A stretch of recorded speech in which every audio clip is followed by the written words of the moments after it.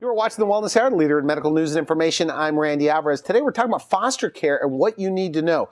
On our program, we have a nonprofit, CASA, and with us we have the CEO, Deborah Sutton.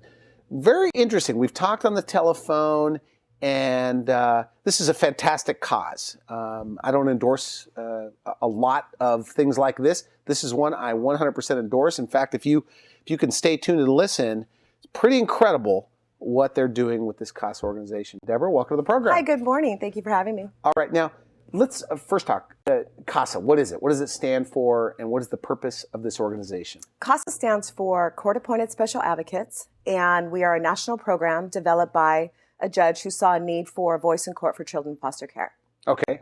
Now the people we should mention. Well, first of all, how many kids are in foster care? I guess you're in Riverside County? We're in Riverside County. In California, there's over 80,000 children in foster care. In Riverside County, there's just under 5,000. California makes up 20% of the nation's foster children. All right. Now, your organization. Yes. CASA.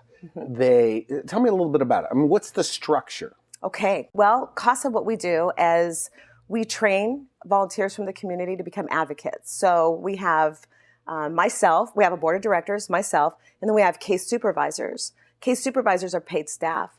We have folks in the community that come into our program and go through a thorough background check. Once they've completed that successfully, they go through a 30-hour training class, and that's 4 consecutive Saturdays. Once that is complete, the judge comes in and he swears them in as officers of the court. So they are officers of the court? They are officers of the court.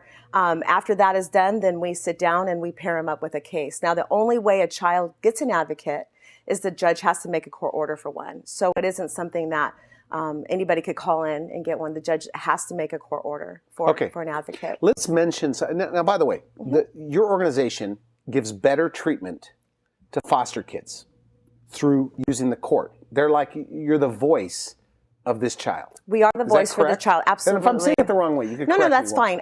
Actually, what happens is when a child enters the foster care system, they go into a hearing. The judge at that point looks at the child's history and what has happened. So at that point, he'll make a determination whether a CASA needs to be assigned to the case.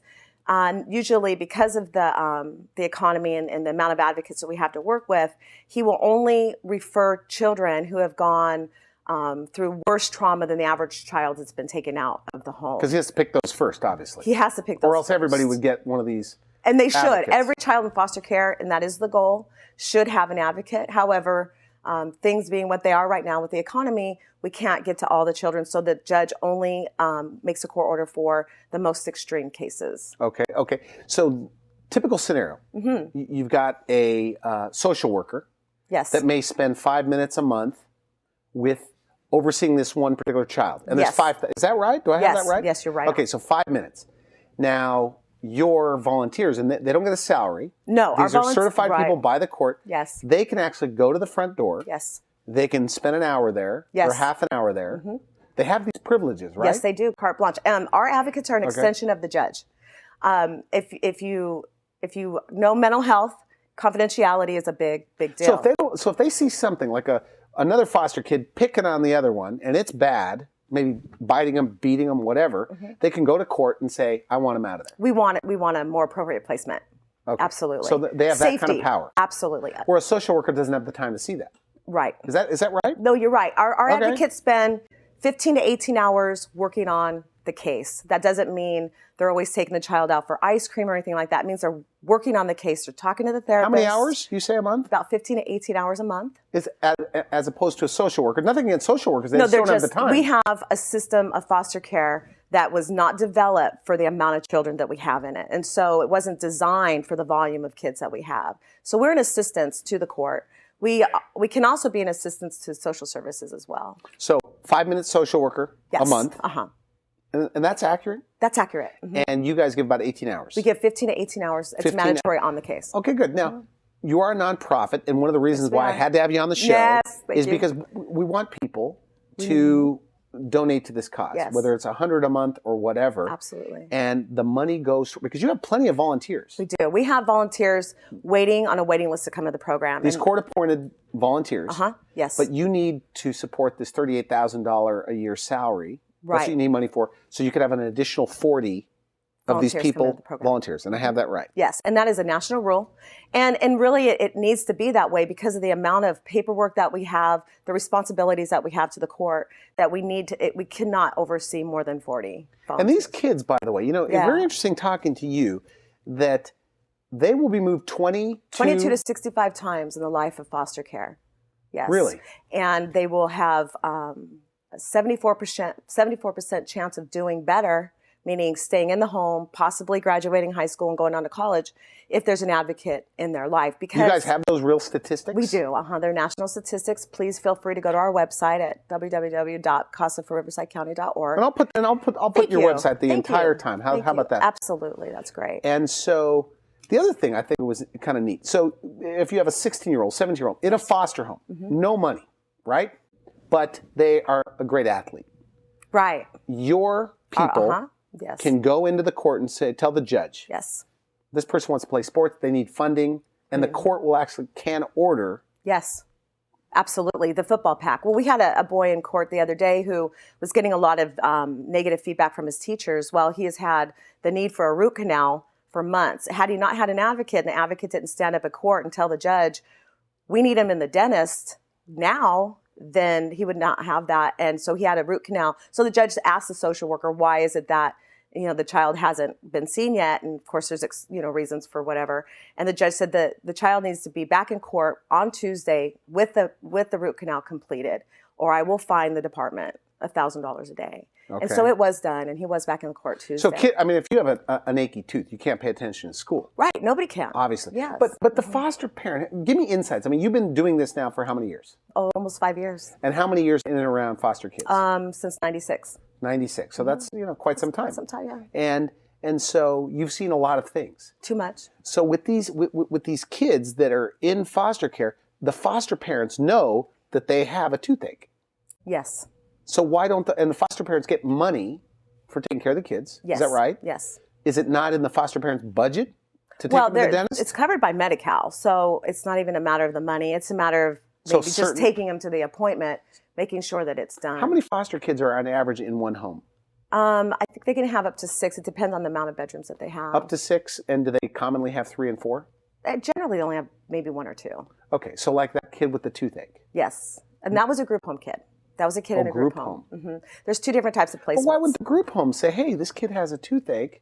And this is why I'm here. That is my question as well. Why isn't it being done? Why, you know, the best case scenario is that someday CASA can go away because the system will be working the way it should be working. But that's probably not going to happen. Is that right? Okay, so CASA, and what's the number one reason why kids get in foster care, by the way? General neglect. General neglect, number one reason why children enter the foster care system. And the children that we work with are probably not going to be reunified with a family. Okay. So the judge will make if a child is on the reunification path with a family, he or she will probably go on to the next child who will not be, so that they can connect them with the advocate and we can work with that child. When I first came into CASA, I had a call from a judge saying that they had found a 2-year-old child in the desert with STDs in every open orifice. The mom was allowing boyfriends to use the girl to have sex with for drugs. That was my first case just starting the job. Okay. And it's kind of been like that ever since. So you can imagine. And the social worker can't pick that up? Can't see that? Well, the social worker is also involved in that case, but the advocate will be with that child for a long time. Because if a social worker only gets 5 minutes, so what is that 5 minutes? It's a call or a visit? Generally, it's right before the court hearing. And that's it? Right. And our advocate is with them for so many hours that court report is made up 3 days before we go to court. The judge has our report. Okay. And he'll take our report 99% over the social worker anytime. So 5 minutes as opposed to 18 hours. And in these 18 hours, what are they doing? They're checking out the home, make sure it's right? Our folks are doing everything from talking to the therapist, making sure the credits are being transferred every time that they're moved. School, that's very important. Absolutely. Okay. Every time a child is moved, their education goes back 6 months. So they're moved so often that it's not any surprise while not many of them are graduating. With the CASA, we make sure the credits transfer. We make sure everything is there. We are also the only one that can sign for an educational rights, or not educational, the IEP, the Independent Educational Plan. because the foster parents and the group homes cannot sign in the parental or guardian signature line, but a CASA advocate can. So that it's not uncommon for a judge to call a CASA and say, can we have somebody go out to the school and sign an IEP for a child? We have the authority to do that. How does somebody become an advocate? And an advocate gets credentials from the court to have the power to help make decisions or facilitate changes with these kids. How does somebody become an advocate? Call my office. These are volunteers, right? These are volunteers. Once we go through your whole background and 2 interviews, then you start attending the training. And so no felonies or anything like that in the background? No felony, no child crimes, nothing serious on your record. No DUIs unless they're at least 10 years old, and then we still sit down and talk to you and find out exactly what's going on. Very, very selective on who comes in the program, because you have to imagine that if you yourself have experienced something with the Department of Social Services, what a great arena to get into to kind of deal with your own issues through our doors. So we're very selective on who comes through our program. Okay, good. And we're talking about foster care, and we're trying to, obviously on the program today to raise money to have more advocates to represent foster children. Yes. In addition to their social worker that gets 5 minutes, and they, I'm assuming people may be just tuning in now. That's why I'm giving a recap. But what do you like most about what you do, by the way? I like what we do. What I do? Yeah. What part? I love the fact that we can actually make a difference. Like what? I could call. What's the best story you've heard in a while that you like? Well, we just started our gay and lesbian, transgender, transsexual portion of our program. So because these kids, LGBTQ kids, report 100% abuse while in foster care. So our Riverside CASA is the only CASA program in California right now that is doing this program. Well, we have a boy who was really close to just fleeing, going to Hollywood and all those stories. And with this program, I was able to connect him with an awesome advocate who since then has stopped him from being beat up in school. He's on track to graduate, and he's got A's and B's. And when we got him, he was very much withdrawn. It's like a personal coach in a way.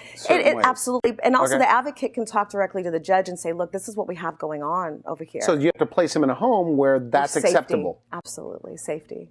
What other funding? Okay, so you talked about football. Your advocates can tell the judge, can we get money for football? Can we get them to see a dentist? What else? What other money can the court order? The courts can really order anything that the child needs to be successful. We had a child that was watched his 4 siblings be adopted away. He was a 9-year-old child. Well, the bike was left at the previous placement, and the judge had said, if you don't have this kid's bike by 6 o'clock tonight, because the social worker said it wouldn't fit in her car, that he was going to fine her, not the Department of Social Services, $100 for each day. Because the kid was moved to another home, the bike was left behind. Yes. And it may not mean a lot to a lot of people, but when you're moved so often, your siblings are gone, you've been ripped out of your home, that bike is a lot. That's a big deal. Wow. And so there was a way that they got the bike in the car that night. So that's what we do. Had that child not had an advocate, those things don't happen. The public, how can they get started? How can they help? Call our office or actually visit our website at www.riversidecounty.org, CASAforRiversideCounty.org, and start there. Actually, everything you need to get started is on our website. You can download the application. A case supervisor will get a hold of you. Or you can even go to the national Good for you. Good for you. Thanks. And you're also part of a golf tournament, which is another charity. Is that right? No, the golf tournament is our charity, and we're putting that on, and I'm hoping that Dr. Darling can talk a little bit about that. Where is this? This will be in Palm Desert. Palm Desert. Yes. It's about $150. It is $150, which is very inexpensive for that area. And how many players? Up to 400 or something like that, or 100 players? We would love to have 5,000 players, but yeah, up to 150 players. And 100% of the money goes to CASA. To CASA, toward these advocates. Absolutely. I mean, if you play golf, you might, and there's prizes. Oh, there's prizes, there's food. I mean, this is one of those charities. I mean, charities are good. I mean, there's for animals and this and that and education, but this is really one of those that can make a difference in a pathetic situation. Yes, where these kids are being picked on and tortured in foster care. Yes. And the social workers are overworked. Yes. With 5 minutes, and you guys will take them on forever. I want to thank you for coming on the show. Very interesting. So much. And we're going to have Dr. Darling up next talking about, in fact, he's had 3 liver transplants. And we want to get the word out today. We're talking about, doing good causes. And Dr. Darling has had 3 liver transplants. Not very many people in the world have lived to tell the story. He's an author, Very interesting topic, but he's going to help get the word out about how to get on the liver transplant list right away. We'll be right back. You're watching The Wellness Hour, the leader in medical news and information. I'm Randy Alvarez. Today we're talking about great causes. And our first segment, we were talking about foster care and what you can do to help. And in this segment, of course, we have Dr. Darling. Now, Dr. Darling, very unique situation. He is the CEO and founder and president of the FAIR Foundation, and it helps people get on the liver transplant list. It's an educational program, and he's an author of a book. Dr. Darling, you have a big story, big intro, so I don't want to downplay it, but thank you for coming on the program. Well, thank you for having me. We were really honored to be here. Now, we should mention first, to establish a lot of credibility here. Okay, you've had 3 liver transplants. 3 liver transplants as a result of hepatitis C that led to liver cancer, and eventually coma and heart attack, diabetes, muscular dystrophy, and fortunately was able to survive all of those different events and dedicate myself to helping other patients in the FAIR Foundation Liver Disease and Transplant Support Group. And you are definitely, there's only probably 10 guys in the world that have had 3 liver transplants that are alive right now, right? You're 10 years out? I'm 10 years out from my 3rd one, and that's a real blessing. I don't know how many there are, but there aren't many of us. But now people, and people that, my show we air throughout the U.S. and Canada, but people send me very sophisticated emails.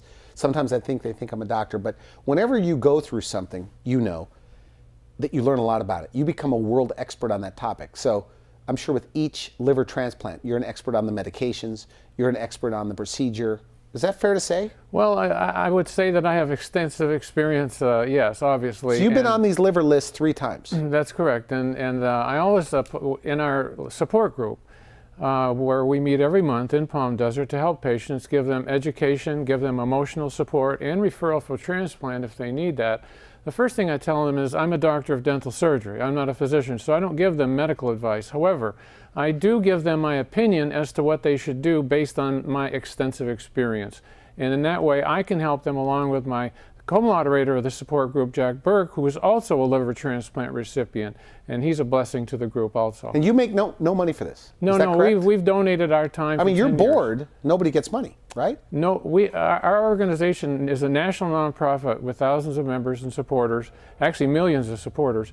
Our board of directors is 27 transplant surgeons and medical directors and patient advocates, and all of us are volunteers. Nobody gets paid. What don't they know? What's going on that bugs you throughout the United States?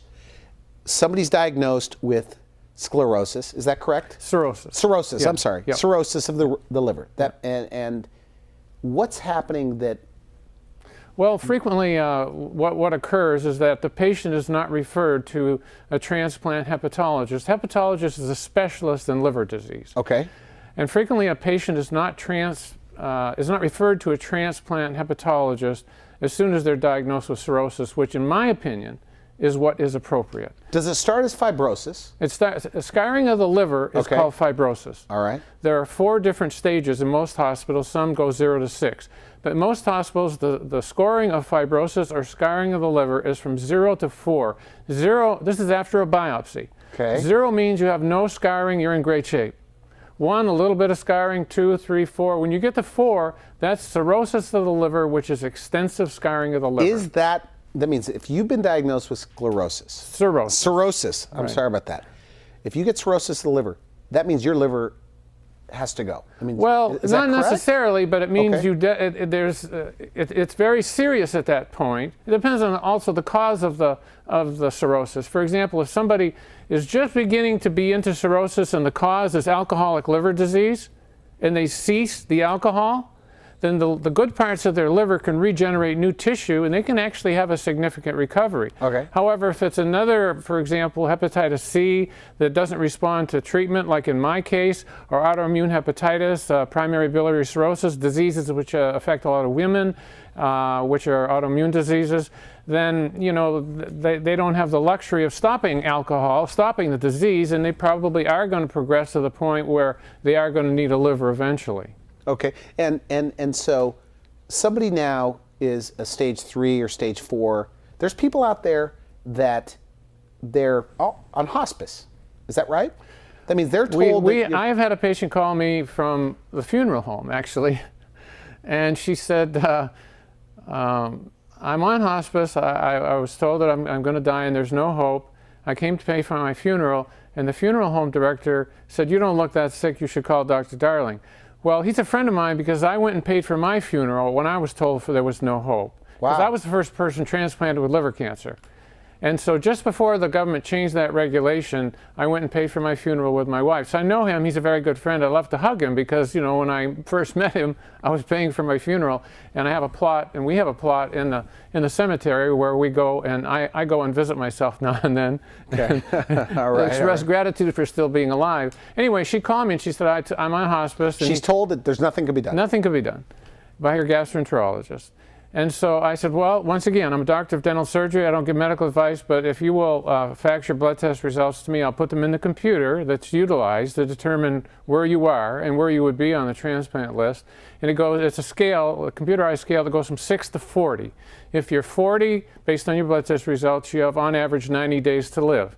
If you have 6, you can live for years. So she's on hospice, right? You think she's probably 50, right off the scale. Okay. So I get home from an exhibit for the Fair Foundation in Pittsburgh, and I got her blood test results. I put them into the computer. It's a national computer, and she's only 19.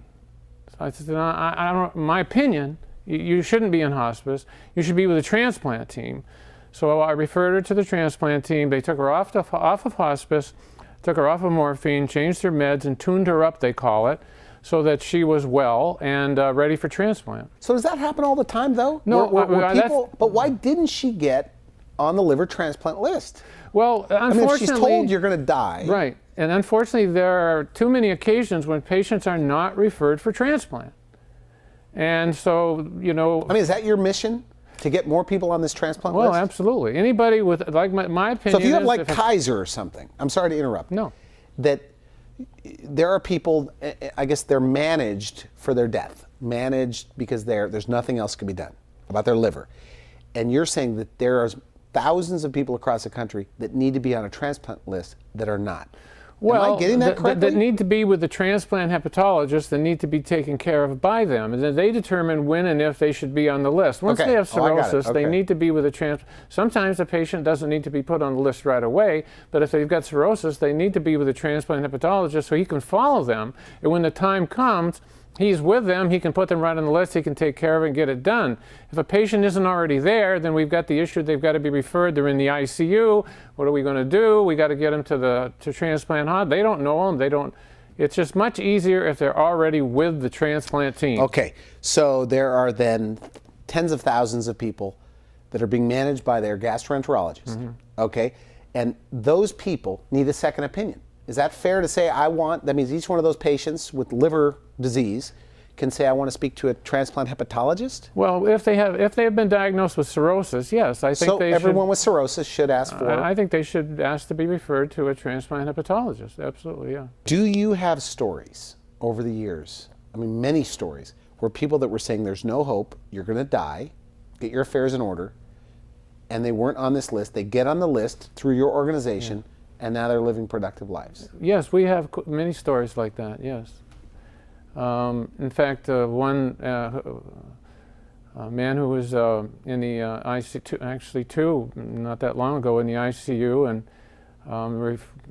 their families called. Well, actually, a nurse told one family to give me a call. Okay. So I went over to the hospital and talked to the family, educated them about this computerized score.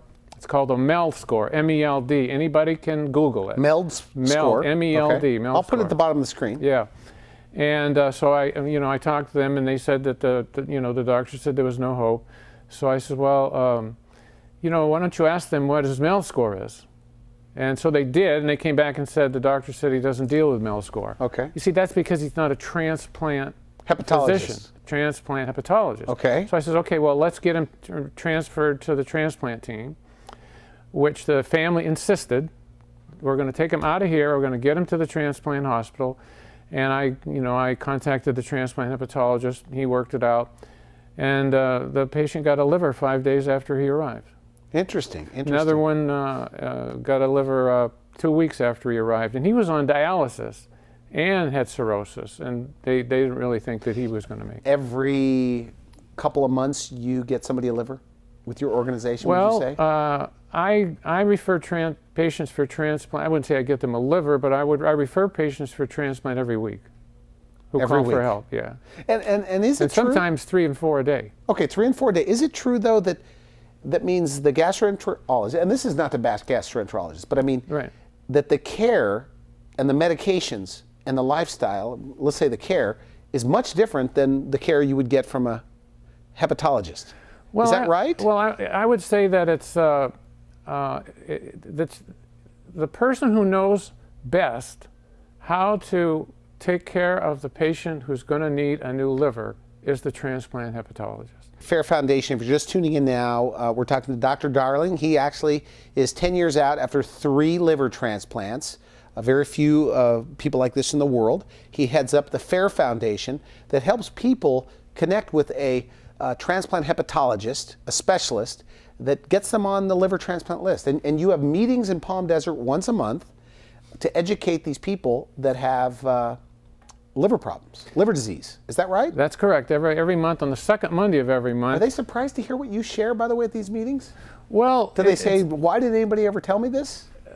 that's very common because you know the physicians are the transplant team. I mean, they're just so intelligent, so wonderful.